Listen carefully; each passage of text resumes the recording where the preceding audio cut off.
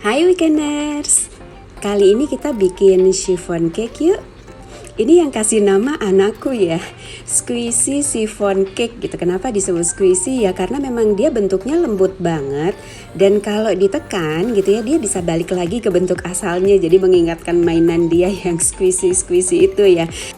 Dan ini juga cake favorit keluarga ya, karena rasanya nggak bosenin, soalnya nggak ada menteganya gitu, jadi rasanya nggak berat. Oke, kita mulai dengan bahan yang pertama ya. Kita siapkan 8 butir kuning telur.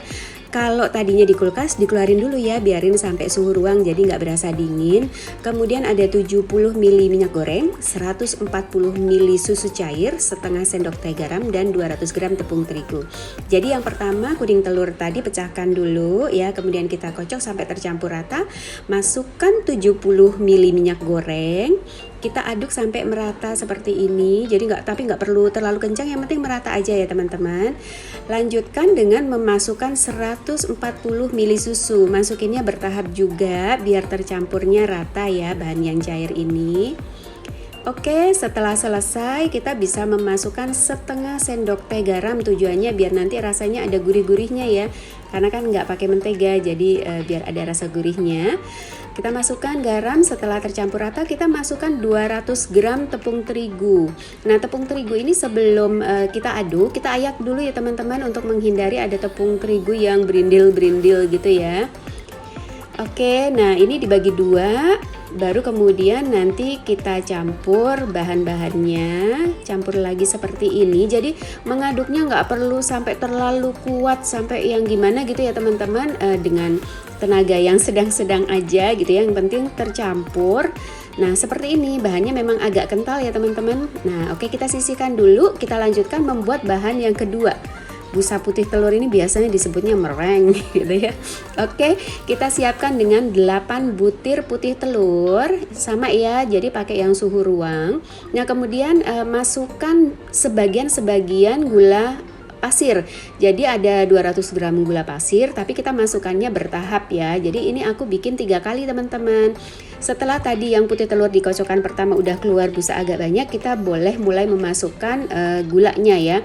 Terus sampai seperti ini.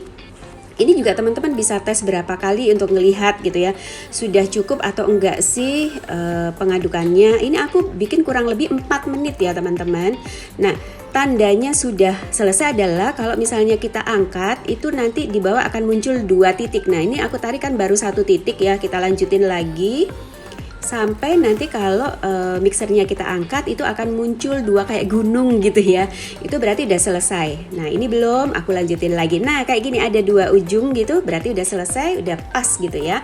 Setelah itu kita campurkan bahan meringue tadi dengan bahan yang pertama bertahap ya teman-teman. Jadi katanya sebutannya pancingan dulu gitu ya. Jadi kita campurkan dulu bahannya sampai yang teraduk seperti ini. Aduknya putar balik ya. Jadi diaduk balik aja, terus masukkan lagi bagian yang putih lagi, aduk-aduk lagi. Nah ini aku putar doang ya teman-teman, jadi diputar balik gitu ya. Jangan sampai diaduk terlalu kencang. Ini karena memang aku percepat aja videonya ya. Sebenarnya aku nggak terlalu kencang sih teman-teman. Oke, nah dilanjutkan sampai bahan meringue-nya habis ya, meringue. Oke, diaduk seperti ini sampai tercampur rata gitu ya. Dan kalau kita pakai mangkuk yang bening gini itu enak teman-teman, karena kita bisa ngelihat nanti di bawahnya ya masih ada nggak sih yang belum tercampur gitu ya. Karena kita perlu pastikan semuanya harus tercampur biar nanti pada saat cake-nya itu kita kukus itu nggak ada bahan yang masih mentah gitu ya. Jadi matangnya merata. Oke, aduk balik terus seperti ini sampai tercampur rata ya teman-teman. Nah ini aku lihat ke bawahnya, memastikan nggak ada bahan yang belum tercampur ya. Oke, selesai. Nah kita tinggal memasukkan ke dalam cetakan seperti ini ya teman-teman. Yang penting pilihannya adalah cetakan-cetakan aluminium gitu ya.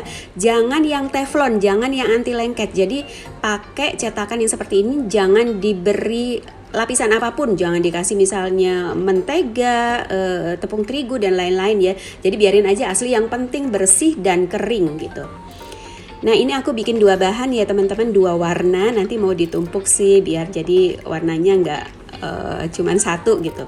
Iya, kalau teman-teman lihat di situ cetakannya di bawahnya aku alasi aluminium. Ini karena kebetulan cetakanku mungkin kualitasnya nggak terlalu bagus ya teman-teman.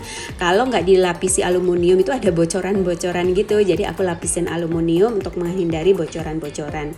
Nah, lapisan yang kedua ini aku kasih warna biru. Jadi yang pertama adalah warna putih, yang kedua warna biru gitu ya, buat campuran di atasnya. Oke. Aku juga punya tadi bahan yang warna merah ya teman-teman, buat campuran aja. Nanti pas biar kalau dicetak pinggirannya itu ada campuran gitu ya. Ini aku cuman sisain di pinggirnya aja teman-teman. Kasih di pinggiran-pinggirannya aja, karena nanti aku juga mau kayak tusuk-tusuk gitu ya, biar nanti ada gradasi warna gitu. Oke, tinggal warna birunya kita tata di bagian atasnya seperti ini ya teman-teman. Masukin seperti ini sampai merata. Oke, diratakan seperti ini. Nah, ini kemudian aku pakai sumpit di pinggirnya, jadi aku tekan puter gitu, nanti biar nanti pada saat keluar dari cetakan itu jadi ada gradasi. Setelah itu agak diputer-puter gitu, hanya untuk mengeluarkan rongga-rongga udaranya ya. Ini juga ditap-tap biar rongga udaranya nggak ada. Oke, nah setelah itu kita oven, ada 3 tahap ya ovennya. Oven pertama 20 menit, api atas di bawah 170 derajat Celcius. Ini yang udah aku keluarkan adalah setelah di oven yang pertama.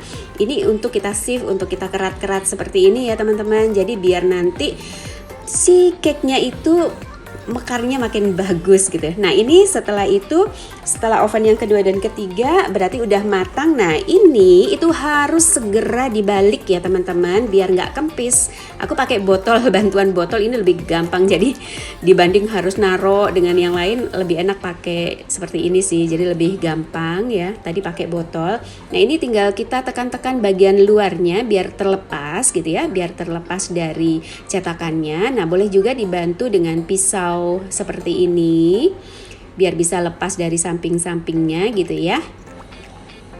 Nah, tengah-tengahnya juga jangan lupa ditekan biar nggak lengket gitu ya. Oke, tinggal kita balik ya. Nah, tinggal kita balik seperti ini, ditekan. Nah, oke. Cantik seperti ini. Jadi yang aku bilang tadi di pinggirnya akan ada gradasi ya, semuanya warna biru, pink, dan putihnya. Kita tinggal potong. Kita lihat hasilnya ya. Ini pas motongnya aja kayaknya kenyal gitu loh ya. Jadi kayak membal gitu teman-teman. Oke, kita ambil.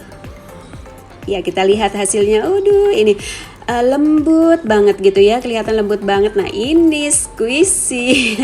Kalau ditekan balik lagi ya, kelihatan lembut banget ya teman-teman. Dan di bahan yang ini aku nggak kasih esen apapun ya teman-teman, soalnya ada yang request minta jangan dikasih esen gitu.